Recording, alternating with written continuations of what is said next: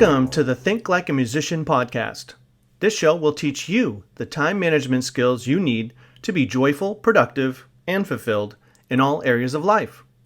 You're going to learn a completely unique and innovative approach to managing your crazy, busy life. I'm a lifelong musician, so you're going to hear a musician's creative and intuitive system for time management and work-life balance. We'll discuss time management, work-life balance, goal setting, inspiration, creativity, peak performance, and living your purpose. I want to help you live your life like it's a masterpiece.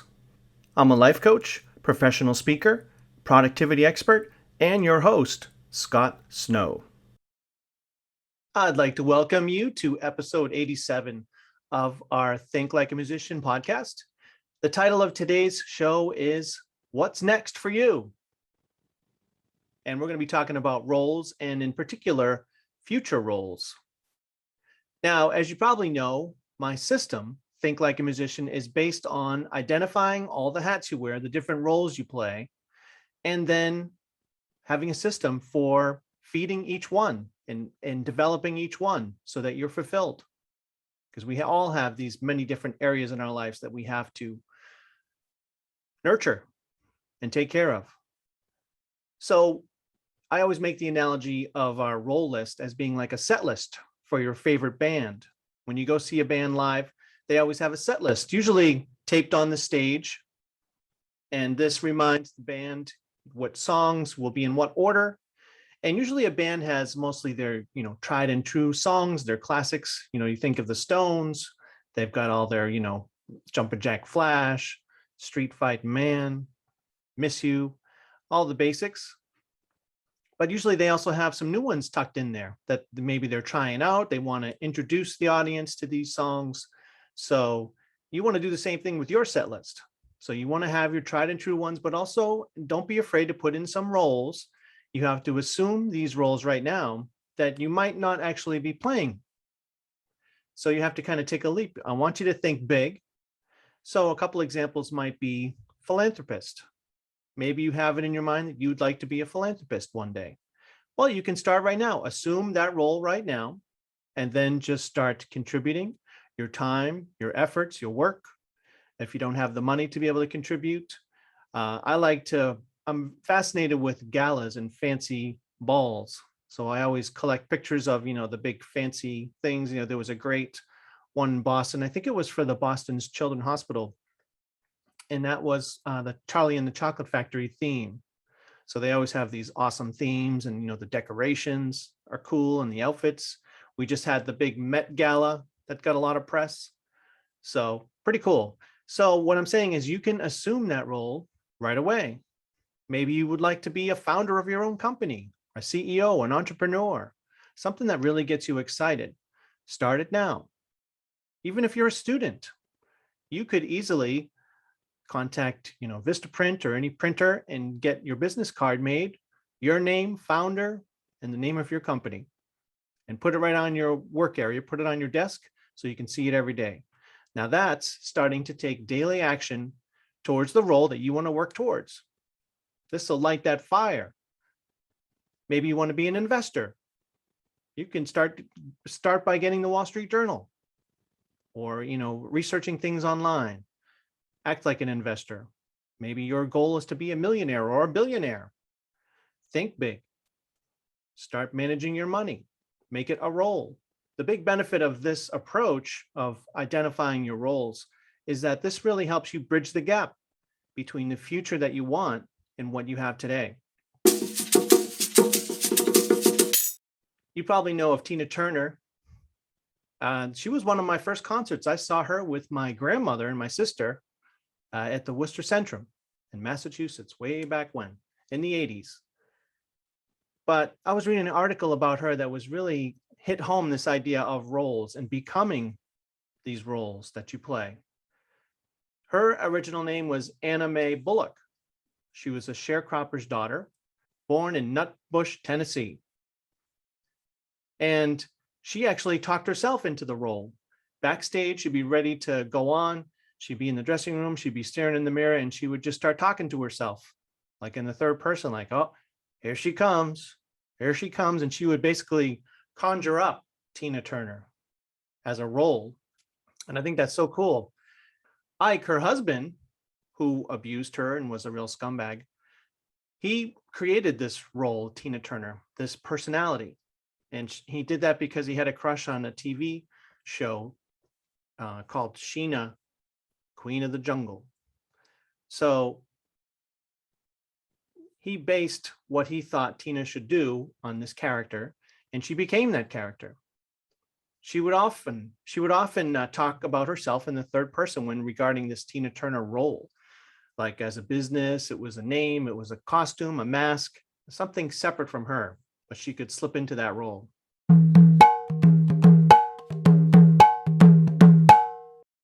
One great exercise to do, and I try to do it at least once a week, is called Round the World. And of course, this is like the basketball game where you have to hit a shot around the key, and the first person that can get every shot all around the key wins the game. So you can do this with your roles. Once you have your role list, then just sit, be calm, close your eyes, and clear your mind, and then go through each role and see what comes up for each role. I'll give you an example of my roles. I have role of visionary, healthy body, spirituality, and transcendental meditation.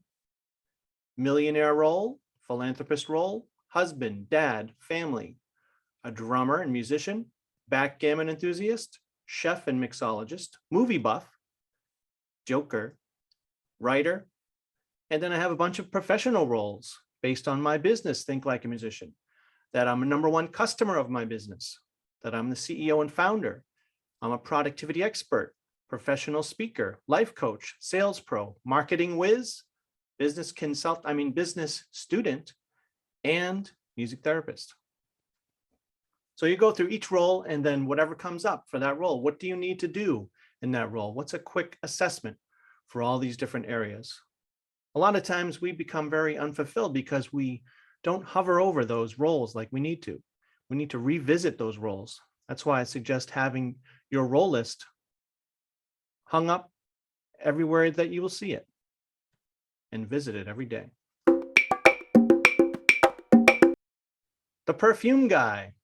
Carlos Powell is a shoe salesman, but he's super passionate about perfume. So he had a YouTube channel and he vlogs about perfumes and his favorite perfumes and favorite perfume designers, and he's all into it. It reminds me of the Rudolph the Red-Nosed Reindeer animated TV show where you have Hermie the elf, who he was an elf, but really he wanted to be a dentist. And I think a lot of us have that. That goes back to what I said in the opening of the show. What are these future roles?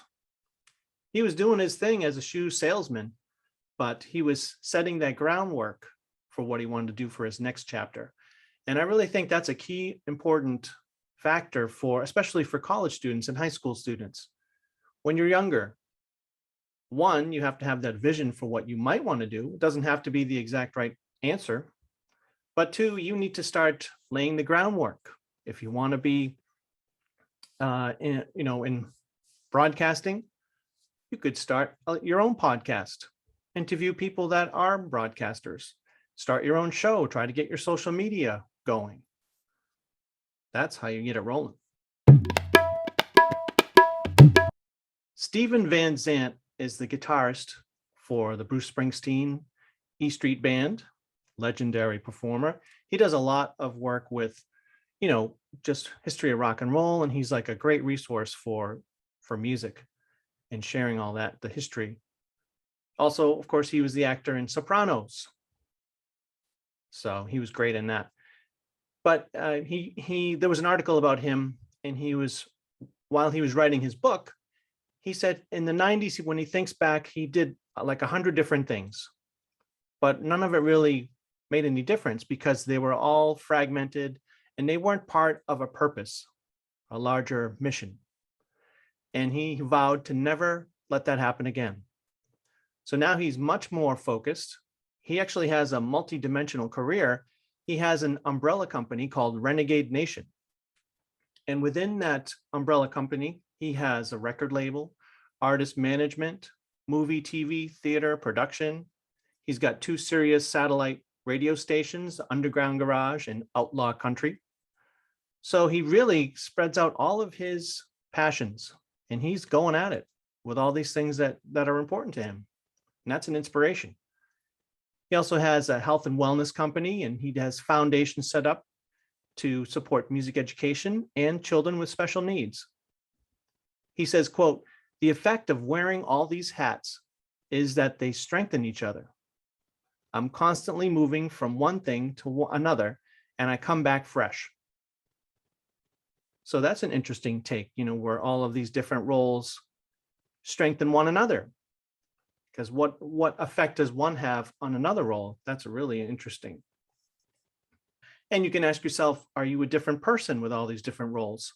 Certainly you need to bring forth certain attributes that you have. If your job is a Marine drill sergeant, your attributes are that you're relentless and demanding and tough. But those attributes are not going to be so successful when you're home with your family or in relationships. So there is some switching the gears that needs to happen, some transitions. But a lot of roles, you bring your whole self to each role, of course. Your purpose and your mission, that doesn't really change.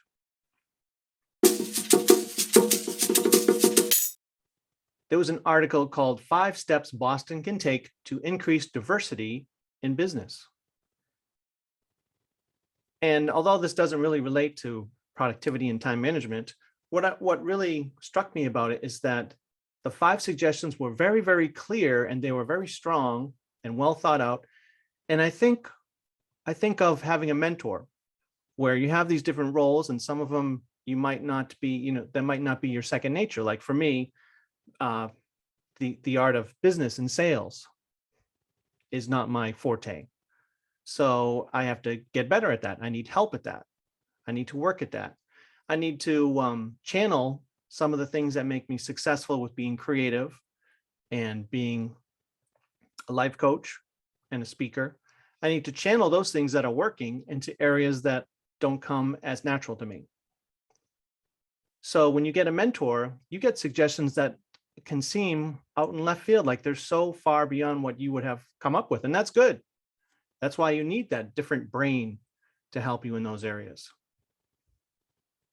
If you're thinking of being an entrepreneur, get a mentor, someone who will really put your needs first, someone who will that you can be honest with, and they'll be honest with you, someone you can trust, someone who's reliable, someone who will encourage you, but also give you some constructive advice.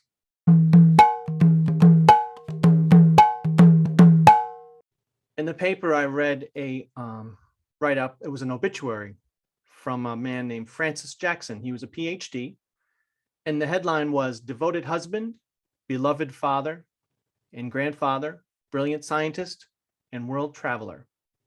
And I love all these different roles. You see the roles everywhere. In obituaries, people are remembered that way. In social media profiles, where people brag about all the different things they are. I love it. I've been reading the E-Myth Revisited book by Michael Gerber. And although it can be very long-winded, there's really some excellent moments in it. And one of them was his description of the primary aim. And that's basically your purpose of why you're doing this business. What does it mean to you? What's the why? And his example was that you're in a funeral home, and all the people that you know and care about throughout your whole life are all around, and you're in your coffin in the middle of the room. And then a tape recording plays for all those people in that room. And it's you talking about your life and what your life was and what you accomplished, what you did, what you meant to accomplish, what your life was all about. And that is your primary aim. On my website, on the resources page of thinklikeamusician.org, I'm going to include a worksheet that will be very helpful for you. You'll be able to make your own role list. So it has the 4 different types of roles: mind, body, spirit, giving, receiving, personal, and professional. And you can fill in your roles. in that same way with that sheet. So check it out at thinklikeamusician.org. Well, we talked about a lot today. I hope you got something of it. I'd love to hear from you. Contact me through my website, thinklikeamusician.org, and follow this podcast. Catch you later.